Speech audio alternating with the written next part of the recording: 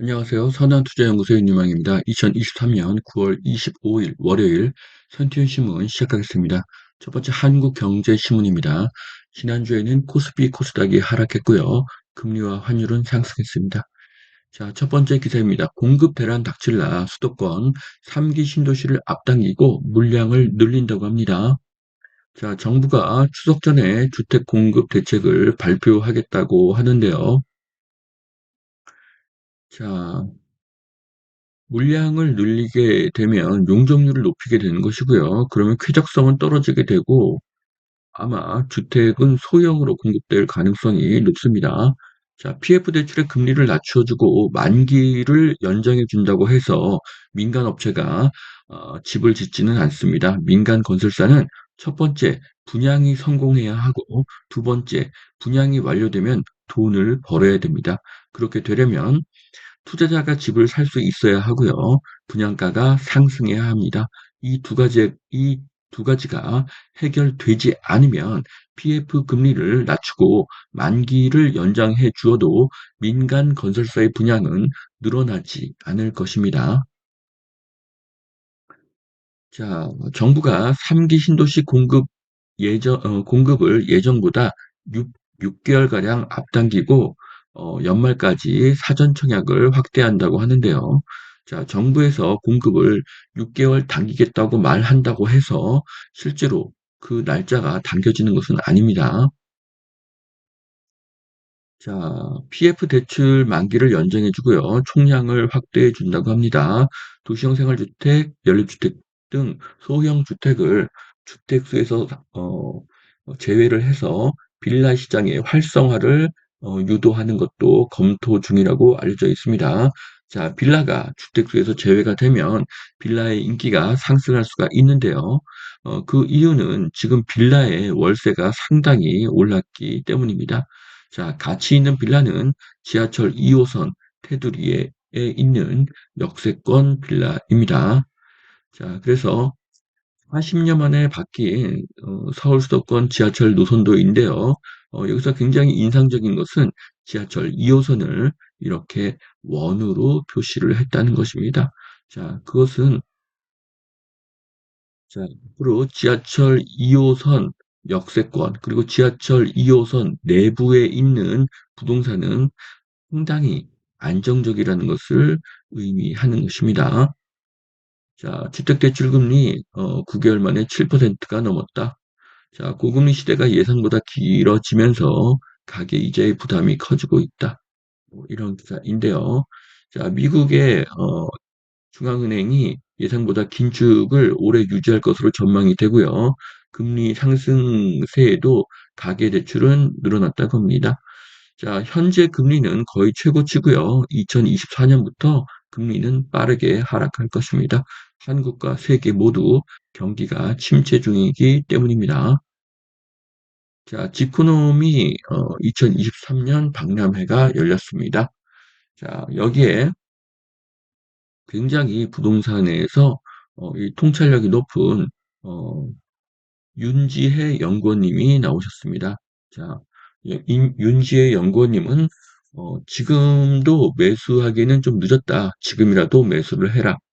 그리고 청약 경쟁률이 100대 1을 넘었고 새 아파트 가격이 오르는 가운데 기존 아파트 가격이 떨어지는 것은 불가능하다는 이야기를 했는데요. 자, 윤지혜 연구원님의 의견에 전적으로 동감을 합니다. 이유는 자, 분양가 상승, 2025년 역대급 공급 부족, 2024년 금리 하락, 현재 전세가의 상승, 청약 경쟁률의 상승 때문입니다.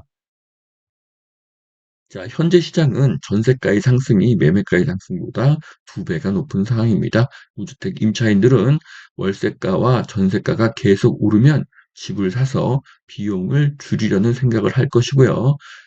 그들이 이것을 행동으로 옮길 때 집값은 다시 한번 상승하게 됩니다.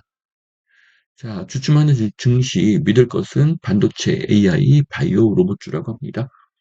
자, 그래도 한국의 미래가 밝다고 보는 것은요. 한국에는 반도체, AI, 바이오, 로봇, 방산, 엔터테인먼트, 배터리, 전기차, 원자력, 조선 등의 기업들이 많기 때문입니다. 미국을 제외하곤 이런 나라는 한국밖에 없습니다. 자, 오피스텔 1억 이하 원룸 집주인도 무주택 청약이 가능하다. 자, 앞으로 오피스텔의 월세가 계속 오르면 오피스텔을 매수하는 실수요자가 늘어날 수 있습니다. 자, 슈퍼리치도 전세를 외면한다. 월세 1,000만 원이 잇따르고 있다고 하는데요. 임차인이 외면하는 것이 아닙니다. 임대인이 선호를 하는 것이죠. 자, 고가주택은 세금이 상당히 높습니다. 그렇기 때문에 임대인은 전세보다는 월세를 더 선호하게 됩니다. 연 7%에 도달한 주택담보대출, 그래도 늘어나는 가계비. 자, 역사상 부채가 감소한 적은 거의 없습니다. 자, 부채의 감소는 심각한 불경기와 디플레이션이기 때문입니다. 자본주의 사회에서 부채의 증가는 당연하고요. 대한민국의 부채가 급격하게 상승한 전 정부에서는 언론이 침묵하다가 현 정부에서 목소리를 내는 의도도 상당히 의심스럽습니다. 자, 두 번째 매일경제신문입니다. 주택 공급 가뭄 우려를 해서 3기 신도시를 앞당긴다고 하는데요. 시장의 심리부터 안정시키겠다는 뜻으로 풀이가 된다고 합니다. 자, 국민이 바보입니까? 말 그대로 심리만 안정시키겠다는 것은 국민을 속이는 그런 행위가 될 것입니다. 자, 3기 신도시 역세권 고밀 개발, 용적률 높여서 물량을 늘릴 것이라고 하는데요. 자, 이러면 공급되는 주택은 소형 아파트가 주가 될 것이고, 부자들은 여기 살지 않을 것이고, 집이 너무 빽빽하게 들어져서 쾌적성도 상당히 떨어지게 될 것입니다. 자, 변경된 입주 예정일입니다. 2026년 하반기, 그리고 2027년 상반기, 그리고 2027년 하반기입니다. 자, 2026년 하반기면 지금부터 3년 후가 되겠죠. 지금 9월 달도 다 지났기 때문에 솔직히 3년도 안 남았습니다. 자, 2027년 하반기면 4년 후가 될 것입니다.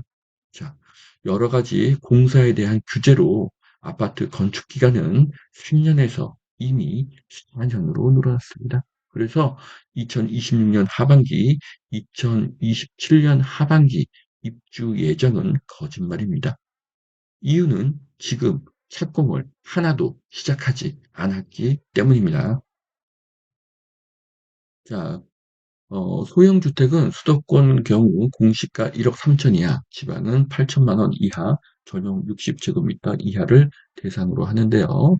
자, 소형 주택을 매입하더라도 공공 아파트 청약 시 무주택 자격을 유지할 수 있는 방안이 담긴다고 합니다.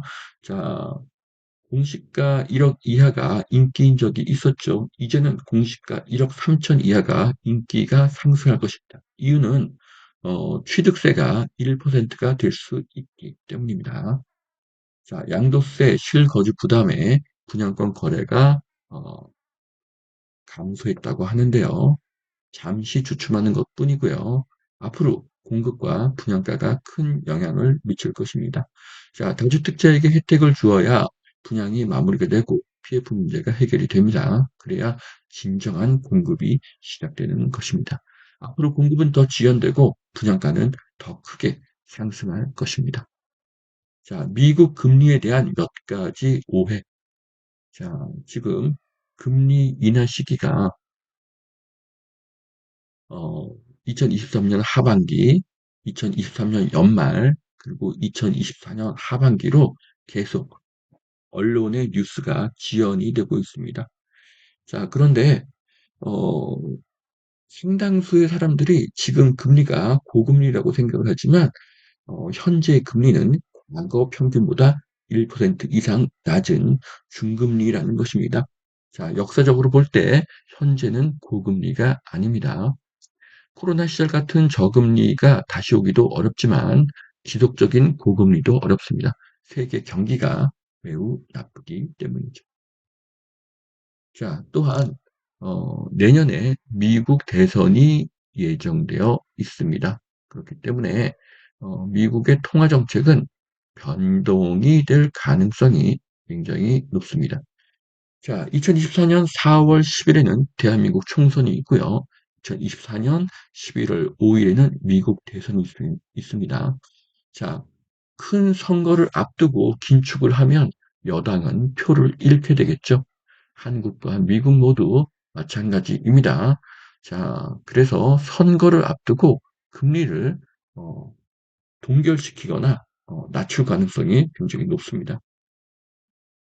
자, 제60대 미국 대통령 선거는 24년 11월 5일입니다. 트럼프가 출마한다고 하네요. 대한민국의 총선은 2024년 4월 10일이 됩니다. 자, 그리고 자, 미국의 금리, 기준금리 점도표입니다. 이것을 보면 2023년에서 2024년은 미국의 기준금리가 소폭 하락하지만 2024년부터 2026년은 금리가 크게 하락하는 것을 볼 수 있습니다. 자, 2024년에 금리가 하락이 시작이 되면 심리는 크게 반전될 것입니다. 자, 여기까지 2023년 9월 25일 월요일 산티언신문 마치겠습니다.